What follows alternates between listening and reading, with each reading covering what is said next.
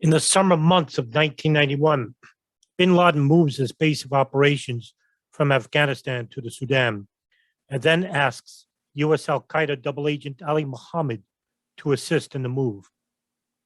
The New York Times will later report that the U.S. officials claim this was a complex operation involving the transfer through several countries of Mr. bin Laden and at least 24 of his associates. Mohammed also stays busy frequenting mosques in the United States, apparently recruiting operatives for al-Qaeda. Ali Mohammed returns to fight in Afghanistan, even though the Soviets have been defeated and the country is now involved in civil war. He trains rebel commanders in military tactics.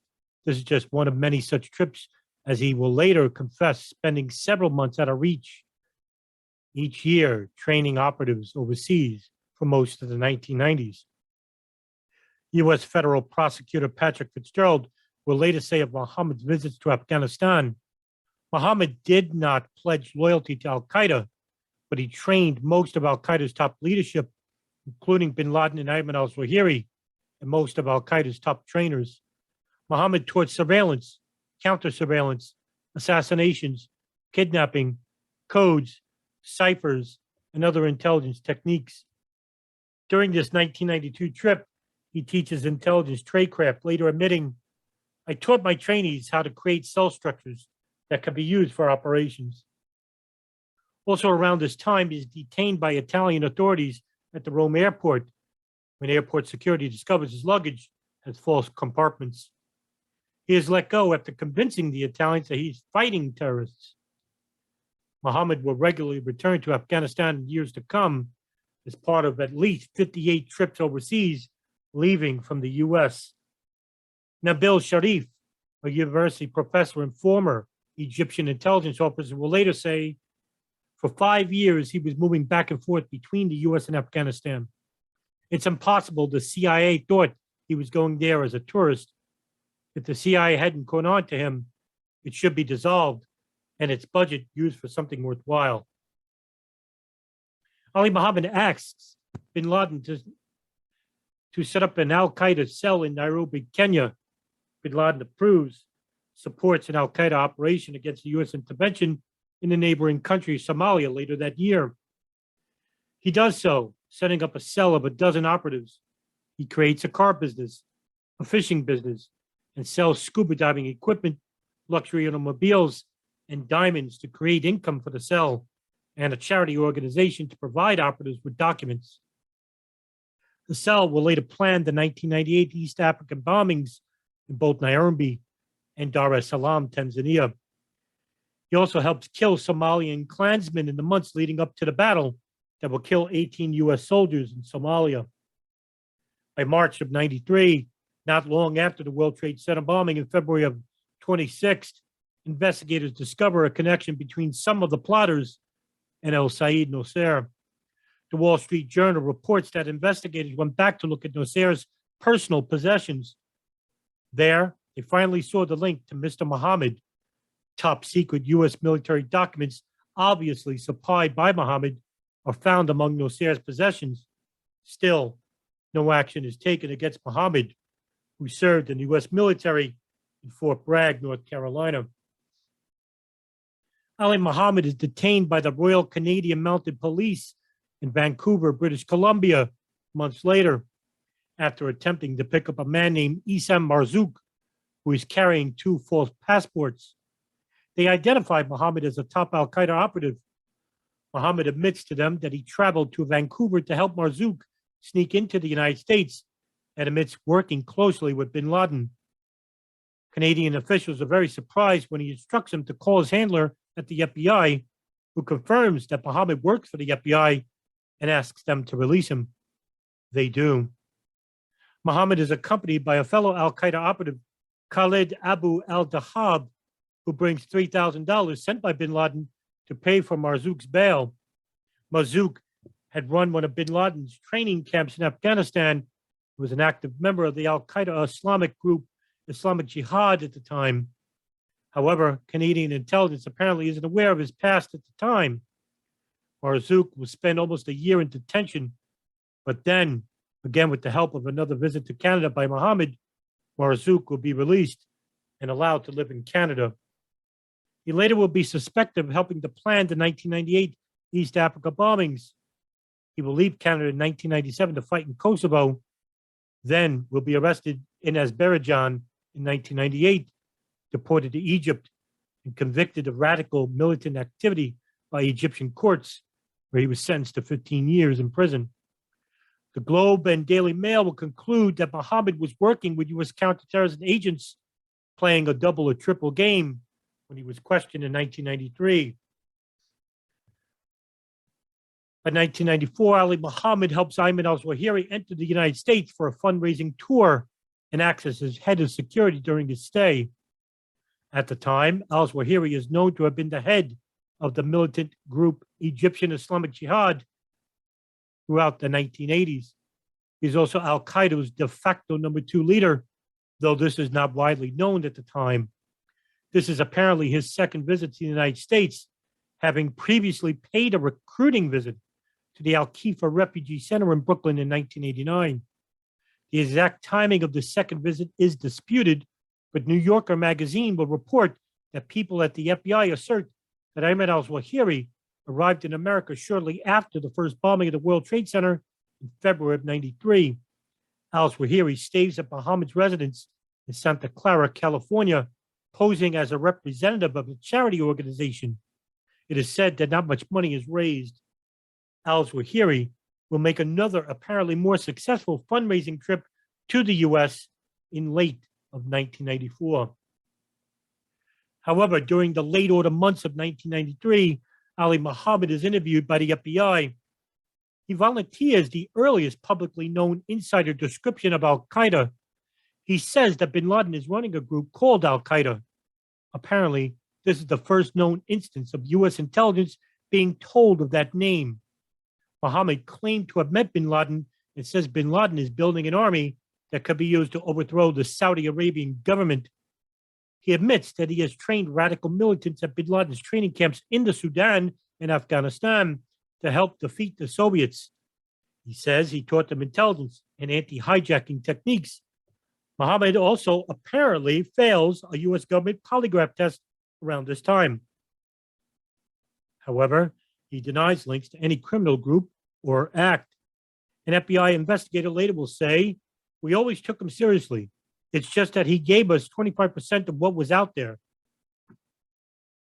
Supposedly, the FBI interviews him because his name had surfaced in connection with the Al-Khifa Refugee Center as part of the 1993 World Trade Center bombing investigation.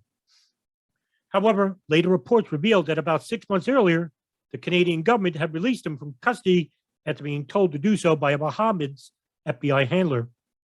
It is not known when his association with the FBI really began. By the time this interview takes place, investigators looking into the World Trade Center bombing earlier in the year have already determined that top secret U.S. military training manuals found in the possession of El Sayed Nasser must have been stolen by Mohammed from the U.S. Army base where he had been stationed at Fort Bragg, North Carolina. Yet Mohammed is still not arrested, though he is monitored. New Yorker magazine will again note, inexplicably, the contents of the FBI's interview never found its way to the FBI investigators in New York. Mohammed is said to have served as an FBI informant about the smuggling of illegal Mexican immigrants into California in the early 1990s, but the details and timing of this are not clear. Later that year, bin Laden had asked Mohammed Ali Mohammed to scout out possible U.S., British, French, and Israeli targets in Nairobi, Kenya. Mohammed would later confess that in December of 1993, that he took pictures, drew diagrams, and wrote a report. Then he travels to the Sudan, where bin Laden and his top advisors review Mohammed's work. In 1994, Mohammed claimed that bin Laden looked at a picture of an American embassy and points to where a truck could go in as a suicide bomber. A truck will follow bin Laden's directions and crash into the embassy in 1998. Mohammed seems to spend considerable time in Nairobi working with the cell he set up there and conducting more surveillance. He also was sent to the East African nation of Djibouti to scout targets there and his axe to scout targets in the West African nation of Senegal, all while being monitored by the FBI and the CIA. In February of 1994, Ali Mohammed goes to the Sudan and trains bin Laden's bodyguards. While there, Mohammed arranges security for a meeting between himself, Osama bin Laden, and Ayman Mughniyeh, the security chief of the Lebanese militant group Hezbollah, which is said to have directed the 1983 bombing of the U.S. Marine barracks in Beirut, Lebanon. Bin Laden and Mughniyeh are said to discuss upcoming operations. Mughniyeh is believed to be involved in the hijacking of an Air India jet in 1999, where passengers will be exchanged for 3 militants in Indian prisons, including notorious Pakistan terrorist Omar Saeed Sheikh, who will be a paymaster for 9/11, sending $100,000 to the ringleader of 9/11, Mohammed Atta. Ali Mohammed will later claim in court that Hezbollah subsequently provided explosives training for al-Qaeda and Islamic Jihad. At some point in 1994, military commander of al-Qaeda Mohammed Atef refuses to let Ali Mohammed know what name and passport he is traveling under. Al-Qaeda operatives La Hussein Kurchatu, testifying in a U.S. trial in February 2001, will later claim that Atef doesn't want Abu Muhammad al-Amriki to see his name, which is the American name of Ali Mohammed, because he is afraid that he is working with the United States and other governments. Over the course of this year and to the years after, Mohammed Atef continues to disassociate with Ali Mohammed. U.S. intelligence began monitoring Ali Mohammed in the autumn of 1994. The San Francisco Chronicle will later report that from 1994 to 1998, FBI agents traced phone calls from Mohammed's California residence in Santa Clara and later Sacramento to bin Laden associates in Nairobi, Kenya. In late 1994, FBI agents also discover that Mohammed is living in an al-Qaeda safe house in Nairobi. It will later be revealed in U.S. court that by April of 1996, U.S. intelligence agents are aware that an al-Qaeda cell exists in Kenya. But by August of 96, U.S. intelligence is continually monitoring 5 telephone lines in Nairobi used by the cell members. These numbers were known through a tap by the NSA on bin Laden's satellite phone. The tapping reveals that the cell has provided false passports and other documents to operatives. They pass-coded telephone numbers to and from al-Qaeda headquarters. Later, foreign intelligence services from Germany, Israel, Italy, and Spain continued to monitor al-Qaeda subjects in the Sudan. Mohammed would later admit in U.S. court that he had been in long-distance contact with Wadi al-Hajj, one of the leaders of the Nairobi cell, from at least 1996.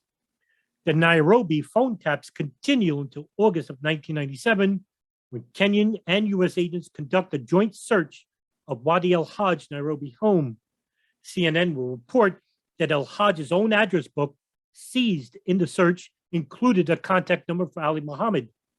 Further, a letter is found in al-Hajj's computer describing the existence of an East African cell and alludes to the cell's role in attacking U.S. soldiers in Somalia of 1993. The letter explains that a cache of incriminating files had recently been moved from al-Hajj's home and hidden elsewhere. Investigators suspect the missing files might contain evidence of a coming attack and search in vain for the files. Wadi al-Hajj miraculously returns to the United States in September of 97, where federal prosecutors as well as the FBI find him and arrest him while being questioned extensively by a grand jury upon his return. U.S. Prosecutor Patrick Fitzgerald would later claim that al-Hajj chose to lie repeatedly to the grand jury, but even in his lies, he provided some information of potential use to the intelligence community, including potential leads to the location of Confederates and the wanting missing files. Al-Hajj testifies the same information to FBI agents. However, by January of 1998, Ali Mohammed receives a letter from Ihab al-Nawawi, an apparent sleeper cell operative living in Orlando, Florida at the time, is told that al-Hajj has been interviewed by the FBI and is given a new contact number for al-Hajj. Mohammed calls al-Hajj and speaks to him about this, then calls another operative who pass on the warnings of the FBI's interest in al-Hajj to Osama bin Laden. Yet, despite all of this, these monitored communications all go ignored. Mohammed, nor Nawawi, nor the Nairobi operatives are apprehended or even monitored. Their plot to blow up 2 U.S. embassies in Africa succeeds later in August of 98. By February of 1995, the U.S. government files a confidential court document listing bin Laden and scores of others as possible co-conspirators in the 1993 New York City landmarks plot. Ali Mohammed's name is on the list, confirming that investigators are aware of his involvement in al-Qaeda operations and yet still don't arrest him. Yet he continues to live openly in California. Mohammed obtains the document, though it is not clear how he obtains it. He is, however, being monitored by the FBI. U.S. Prosecutor Patrick Fitzgerald will later state that when Mohammed's California residence is finally searched 4 years later in 1998, investigators discover a sensitive sealed document from the trial of Sheikh Omar Abdul-Rahman, the co-leader of the Gamma Islamiyah, an Egyptian terrorist group. A sensitive sealed document with notations indicating that Ali Mohammed sent it to the head of the Kenyan al-Qaeda cell for delivery to bin Laden. Patrick Fitzgerald says, "I shudder to think of the people who may read this statement and where it may be found someday." If that is not enough to prove Mohammed's duplicity, when al-Sayed Nosser is defended in his trial, Nosser's lawyers will expose more evidence about Ali Mohammed. They argue that Nosser's activities were part of a U.S.-sponsored covert operation to train and arm the Mujahideen. They argue that Ali Mohammed was the key link in this operation and present evidence and witnesses showing that Mohammed trained the bomb plotters in 1989, 1993, and 1998. They mentioned the classified military manuals that Mohammed stole and gave the group.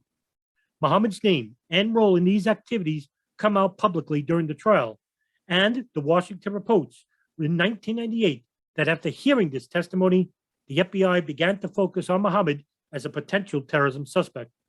Yet, both U.S. intelligence, including the FBI and the CIA and al-Qaeda, apparently continue to work with him. In October of 1997, Ali Mohammed meets with the FBI for a third time. Mohammed gives agents a detailed account of how he trained bin Laden's bodyguards and how al-Qaeda operatives assisted the attack that killed 18 U.S. soldiers in Somalia in 1993. He says he trained people in war zones, and war zones can be anywhere. 2 months earlier, in a raid on Wadi al-Hajj's home in Nairobi, Kenya, the FBI find evidence proving the existence of an al-Qaeda cell based in Kenya and an admission that the cell had assisted in the 1993 Somalian attack. It appears the FBI had already been monitoring communications between Ali Mohammed and these cell members for some time. Other glimmers of what he tells the FBI will later be revealed in court documents. For instance, a 1997 FBI report on him, possibly based on this interview, will state that he knew, for example, that there are hundreds of sleepers or submarines in place who don't fit neatly into the terrorist profile inside the United States. These individuals don't wear the traditional beards and they don't pray at mosques. According to a 1998 affidavit, he also tells the FBI in this interview that he loves bin Laden and believes in him. He further says that it is obvious the United States is an enemy of the Muslim people. But apparently, despite openly admitting that he's working with al-Qaeda and has participated in the killing of U.S. soldiers, the FBI nor the CIA take no action against him. Weeks later, an Egyptian named Mustafa Mahmoud Saeed Ahmed walks into the U.S. Embassy in Nairobi, Kenya, and tells CIA officers that he knows of a group planning to blow up the embassy. He reveals that he is part of the group and has already taken surveillance photos of the embassy for the attack. The photos have been provided to him by Ali Mohammed. The details he mentions, such as the use of several vehicles and stun grenades, accurately depicts how the attack will occur 9 months later. The CIA sends the State Department 2 intelligence reports on Ahmed's warning, but cautioned that he may have fabricated his story. Ahmed is released and deported. He apparently is involved in the bombing of the U.S. Embassy in Dar es Salaam, Tanzania. On the same day, the Nairobi embassy is also bombed. Ahmed will contact the British embassy the day after the bombings and offer to help. He is overheard saying that I told them everything I knew, not the first time. He had cooperated with Western officials and that he had been doing so since last year. However, the United States does not act for Ahmed's extradition, and he is charged for the Tanzania bombing in that country. The New York Times will report that several non-American diplomats in the region speculate that the United States is allowing the Tanzanians to try Mr. Ahmed because they fear his trial in America might bring light with his dealings of American authorities and other Western intelligence services, including their links with Ali Mohammed, as well as foreign intelligence services. In December of 1997, Prudence Bushnell, the U.S. ambassador to Kenya, is aware that her embassy could be in danger.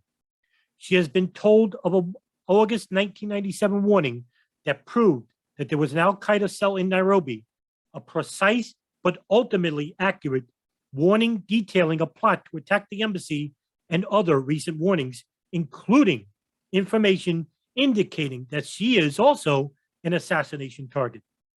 She sends 2 cables to State Department headquarters in Washington, D.C., claiming that the embassy's location makes it extremely vulnerable to a terrorist attack and asks for security improvements to be made.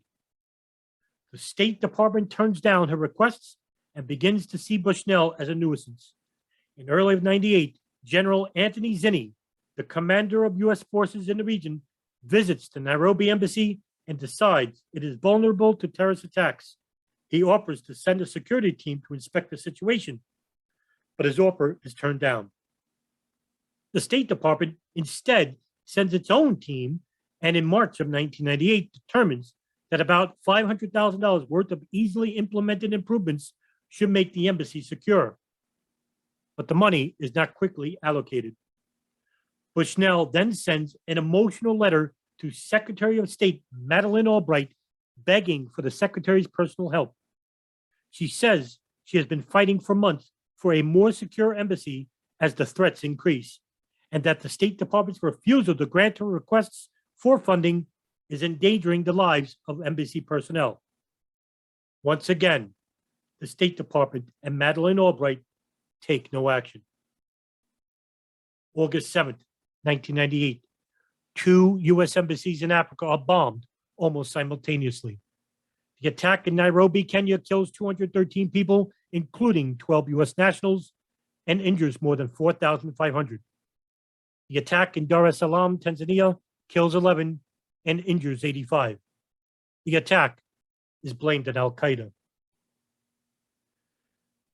NSA hears a wiretap on bin Laden's satellite phone where Ayman al-Zawahiri congratulates bin Laden on a successful operation. British authorities conduct a covert investigation immediately after the bombings. British authorities raid the Manchester home of Anas al-Libi. Remarkably, Libi was also a top al-Qaeda leader who nonetheless had been given asylum in Britain. Some speculate his treatment was connected to a joint al-Qaeda British plot to assassinate Libyan leader Colonel Muammar Gaddafi in 1996. The raid may have been constructed as part of an investigation into al-Libi's role in the 1998 embassy bombings. As for the reason to assassinate Gaddafi, years prior to the event, it is said that Mohammed Muammar Gaddafi was the first person on earth to issue an arrest warrant for Osama bin Laden. During the raid of al-Libi's home, investigators find a document entitled Military Studies in the Jihad Against the Tyrants, a 180-page al-Qaeda training manual. The manual appears to have been written in the late 1980s by Ali Mohammed. Mohammed admits that he wrote the manual and many others by cobbling together information from his personal experience and stolen U.S. training guides. Others have since updated it as different versions spread widely. The FBI does not know if any of the September 11th hijackers used the manual. However, many of their tactics come straight from Mohammed's lessons, such as how to blend in as law-abiding citizens in a Western society. The bombing put al-Qaeda on the map, and the FBI was pressured to conduct a proper investigation into Arab fundamentalism. And on September 19, 1998, Ali Mohammed is finally arrested after testifying at a grand jury hearing. The arrest is officially kept secret, but the media will report it 1 month later. Federal prosecutor Patrick Fitzgerald is on the prosecutor team that subpoenaed Mohammed to appear, but apparently he and the other prosecutors know very little about Mohammed. Fitzgerald blames this on a legal wall between intelligence gathering and criminal prosecution. He later will relate what happened on the day Mohammed testified. Ali Mohammed lied in the grand jury proceeding that left the courthouse to go to his hotel, followed by FBI, but not under arrest. He had imminent plans to fly to Egypt. It was believed by the prosecutors at the time that Mohammed lied and they had been involved with the al-Qaeda network, but Mohammed had not been tied to any of the embassy bombings. The decision had to be made at that moment whether to charge Mohammed with false statements. If not, Mohammed would leave the country. That difficult decision had to be made without knowing or reviewing the intelligence information on the other side of the wall. It was ultimately decided that the FBI was to arrest Mohammed that night in his hotel room. The prosecution got lucky, but they never should have relied on luck. Patrick Fitzgerald and the prosecution team later obtained access to the intelligence information, including documents obtained from an earlier search of Mohammed's home by the intelligence team on the other side of the wall. Those documents included direct written communications with al-Qaeda members and a library of al-Qaeda training manuals that would have made the decision far less difficult.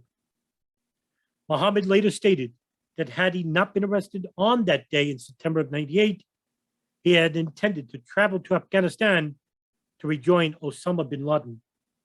Thus, while the right decision to arrest was made partly in the dark, the wall could have easily caused a different decision that September evening that would have allowed a key player in the al-Qaeda network to escape justice for the embassy bombings in Kenya and rejoin bin Laden in a cave in Afghanistan instead of going to federal prison. Ali Mohammed's associate, Khalid Abu al-Dahab, now living in Egypt, will hear of Mohammed's arrest and attempt to leave the country, but will be arrested in October of '98. He will be put on trial there and sentenced to 15 years in prison. In October 20th of 2000, Ali Mohammed pleads guilty to 5 counts of conspiracy to kill nationals of the United States in connection with the 1998 embassy bombings in Kenya and Tanzania. The charges include a serious litany of charges, including plotting to kill U.S. soldiers in Somalia and Saudi Arabia, plotting to murder U.S. ambassadors and other embassy officials, and plotting to kill U.S. civilians anywhere in the world. The nature of the plea agreement is secret. One newspaper will note Mohammed's relationship with the FBI, the CIA, as well as foreign intelligence services of Israel, Germany, and Spain remains wrapped in secrecy. His plea agreement is sealed, as are many of the court documents and much of the testimony. Mohammed was expected to testify, but did not at the trial at which the 4 others were convicted. Mohammed and his lawyer have declined all interview requests. July 2001, the State Department reported that in May of 2001, Ali Mohammed's sentencing date had been tentatively set for July of 2001, but in fact, his sentencing date never comes, or at least is never publicly released. The Raleigh News and Observer notes that in October of 2001, defense lawyers and many other observers believe that Ali Mohammed, who has not been sentenced, is now cooperating with the United States, though the government has never confirmed this. When he is sentenced, he could receive as little as 25 years under his plea agreement.